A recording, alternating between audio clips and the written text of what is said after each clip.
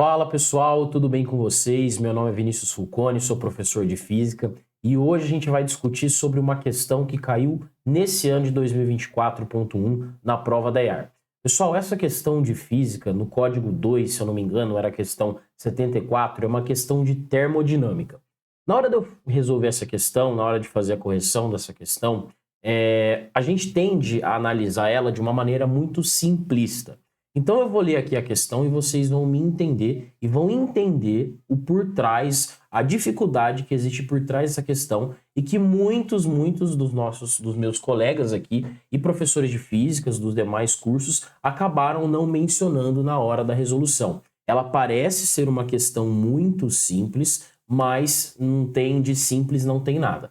Então vamos lá. Os gráficos de pressão em função do volume a seguir representam ciclos termodinâmicos diferentes pelos quais passou uma mesma amostra de um gás ideal. Então, é a mesma amostra, então a gente já tem o mesmo número de graus de liberdade. O F é constante. Nos gráficos estão representados os mesmos três valores de pressão, P1, P2 e P3, e os mesmos dois valores de volume, V1 e V2. Assinale a alternativa que representa o ciclo termodinâmico de maior rendimento.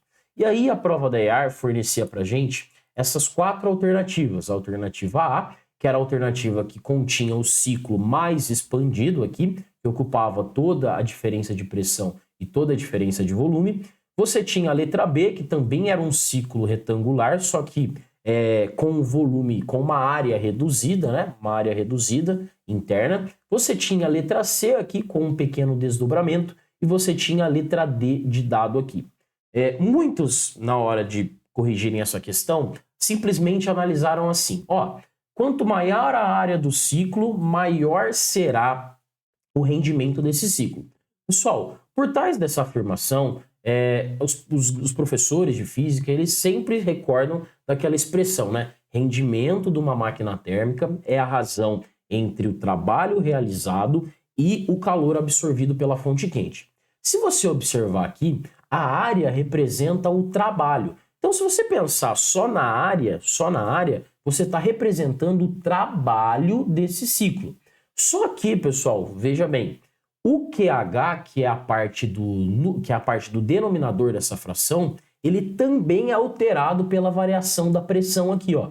Então imagine que você tem esse ciclo da letra A. Se você muda a pressão, a menor pressão desse ciclo, você também está mudando o denominador. Então você analisar pura e friamente apenas pelo numerador, falar, ó, área maior significa rendimento maior, vai estar certo, porém não é uma análise que deve ser feita sem nenhum tipo de rigor. Então a intenção dessa questão é mostrar o por trás dela e como você chega nessa relação. Pessoal, eu já adianto para vocês que essa relação ela é bem complicada e por isso eu até construí uma simulação para vocês no GeoGebra para mostrar como funciona essa variação. Mas antes de resolver, eu quero que vocês considerem o seguinte, eu vou considerar um ciclo geral. Então, o diagrama pressão por volume, eu construí um ciclo em que eu tenha um ciclo retangular no sentido anti-horário, ou seja, uma máquina térmica, mas a pressão inferior, ela é um valor arbitrário, ela é um valor X. E a nossa intenção aqui, nessa dedução, é determinar em função de X qual será o maior rendimento. Então, a gente vai analisar cada um dos processos. O processo AB é um processo isovolumétrico, então o trabalho é zero. E a variação de energia interna vai ficar em função da variável x. Então, eu vou ter F sobre 2, NR ΔT, F sobre 2, V1 vezes a variação de pressão. Pressão final P1 menos pressão inicial X. E, por fim, pela primeira lei da termodinâmica, a gente tira que o calor é a variação de energia interna mais o trabalho, e o calor AB vai ser F sobre 2, V1, P1 menos X. Vai ser interessante para a gente aqui, a todo momento, analisar quem é o calor quente e quem é o calor frio gerado por esse gráfico. Eu já adianto para você que o QAB vai ser um calor quente. Por quê? A gente está considerando que o X ele sempre estará abaixo da pressão P1. Então, P1 menos X é um número positivo e, portanto, esse calor AB será um calor quente. O próximo estágio aqui, a próxima transformação é o processo BC. No processo BC, a gente tem uma isobárica. Então, o trabalho da isobárica é pressão vezes a variação de volume. Então, vai ficar P1, V2 menos V1. A variação de energia interna, você faz F sobre 2, ou seja, graus de liberdade sobre 2, vezes P1, variação de volume. E pela primeira lei da termo, você vai chegar que o calor trocado pelo processo BC vai ser F sobre 2 mais 1, vezes P1, vezes a variação de volume. Novamente, o V2 é maior do que o V1. Se o V2 é maior do que o V1, você tem o calor BC como sendo positivo e também é um calor gerado pela fonte quente. Processo CD. De novo, no processo CD, você tem uma isovolumétrica, portanto, o trabalho é igual a zero. E além disso, variação da energia interna, você sempre aplica a mesma fórmula, F sobre 2, NR ΔT. E você vai chegar nessa expressãozinha aqui. Aplicando a primeira lei da termodinâmica, você acha o calor CD. Veja que aqui o X é menor do que o P1. Se o X é menor do que o P1, esse calor CD é um calor da fonte fria, é um calor que é cedido ao ambiente, portanto ele não vai entrar na nossa expressão do rendimento. Para o processo DA, você novamente tem uma isobárica, que é X, a pressão da isobárica inferior, vezes a variação do volume, e a variação de energia interna também será F sobre 2, que multiplica X, V1 menos V2. Pela primeira lei, o calor DA vai ser dado por F sobre 2 mais 1, que multiplica X, V1 menos V2. Lembra, o V2 era maior do que o V1. Então, de novo, o calor cedido pelo DA é um calor negativo, é um calor da fonte fria e não entrará na expressão do rendimento. E dessa maneira, a gente vai poder calcular as grandezas do ciclo termodinâmico. Como que a gente faz para calcular o trabalho? A fórmula do trabalho para o ciclo termodinâmico, ele é dado numericamente pela área do ciclo. Ou se eu pegar todos os processos, basta que eu some calor por calor. Então, o trabalho do ciclo vai ser trabalho no AB, mais trabalho no BC, mais trabalho no CD, mais trabalho no DA. Fazendo a somatória de todos os trabalhos, a gente encontra essa formulinha aqui em função do X. Então, o trabalho do ciclo é P1 menos X, V2 menos V1. Deixando em função da variável X, eu tenho essa equação do primeiro grau, uma equação linear em função da minha variável X. Calor da fonte quente. Eu já disse para vocês que o calor da fonte quente é dado pelo processo AB e dado pelo processo BC. E aqui eu analisei o que eu tinha falado para vocês aqui verbalmente, que é o sinal de cada calor. QAB é positivo, QBC é positivo, QCD é negativo e QDA também é negativo. Portanto, o QH vai ser a soma do QAB mais o QBC. Fazendo a soma entre esses dois calores, eu chegarei nessa expressão em função de X, que a gente vai usar daqui a pouquinho para colocar na nossa simulação. Então, QH está calculado. Rendimento do ciclo. Rendimento do ciclo é dado pela razão entre o trabalho do ciclo e o QH. Veja, pessoal, olha aqui, ó, presta atenção aqui. Muitos, na hora da correção, analisaram só pela área. Mas veja que o rendimento ele é uma função de X tanto no numerador quanto no denominador. Se você interpretar isso daqui como uma função, você tem uma função hiperbólica. E, pessoal, para a análise de uma função hiperbólica, você não pode analisar friamente falando, pô, maior o numerador, será maior a área. Cara, a gente vai chegar nessa conclusão mais analisando uma simulação, analisando o gráfico. A dedução correta, ela perpassa por todos esses passos aqui em sequência. Então, esse vai ser o nosso N do rendimento. O que a gente vai fazer agora, pessoal? Agora a gente vai para a nossa simulação. Então, vamos lá, pessoal. Construir aqui para vocês uma simulação no GeoGebra para representar esse ciclo termodinâmico. Então, você tem aqui essa reta verde, o processo AB, o processo CD, essa reta é vermelha, laranja, o processo DA e azul, o processo BC. O ciclo é essa área interna aqui, ó. Perceba o que vai ajustar o meu ciclo, ó.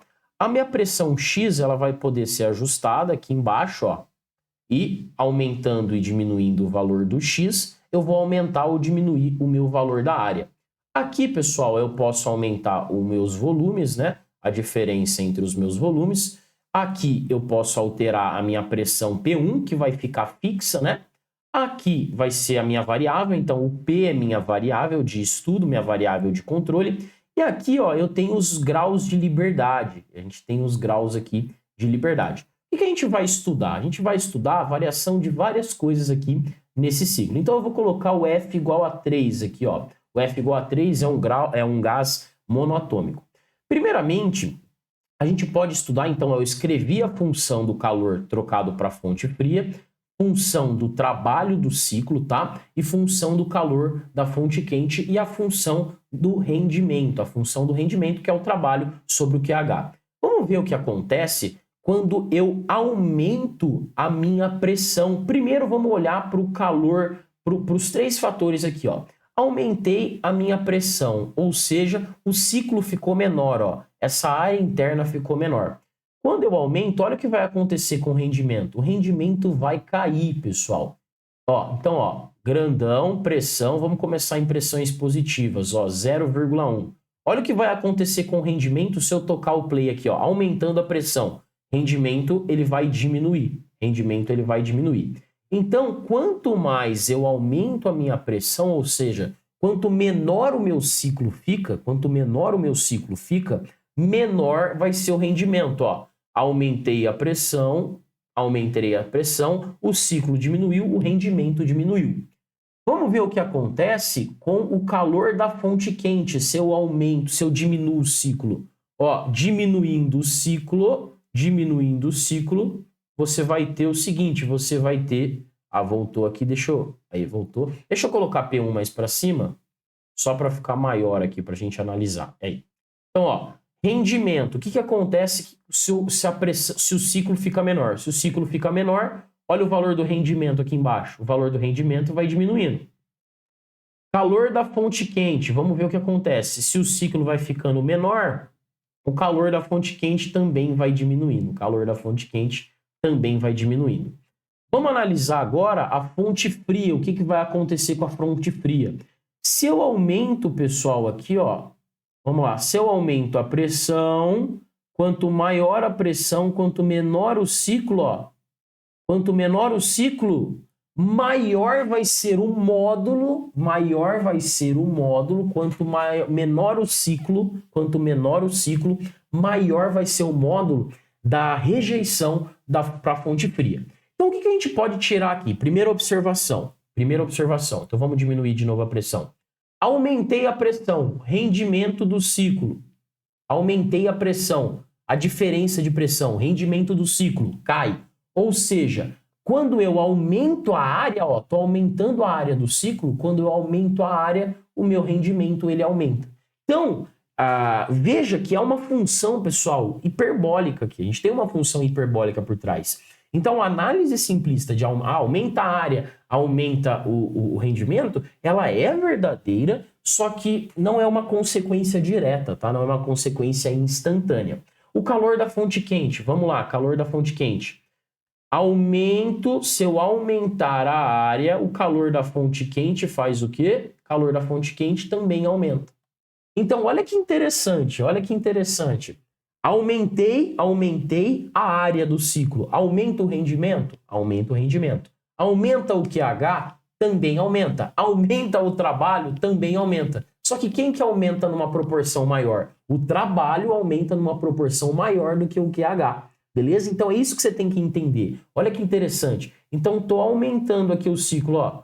O calor da fonte quente aumenta e o rendimento também aumenta, ó. O rendimento não para de crescer aqui. Então, se você pensar pela lógica, você não pode justificar, a fração, o rendimento aumenta porque o trabalho aumenta. Mas, pô, a parte de baixo também aumenta. Só que o que acontece? O trabalho acaba aumentando numa proporção maior. Então, por isso que quanto maior a área do ciclo, maior vai ser o rendimento. E o calor da fonte fria, pessoal? O calor da fonte fria, ó, tô aumentando a área, está diminuindo em módulo, tá? Está diminuindo em módulo. Então, quanto maior a área, menos você dissipa para o ambiente. Quanto maior a área do ciclo, menos você dissipa aí para o ambiente. Combinado? Belezura? Vamos fazer uma outra análise. Graus de liberdade.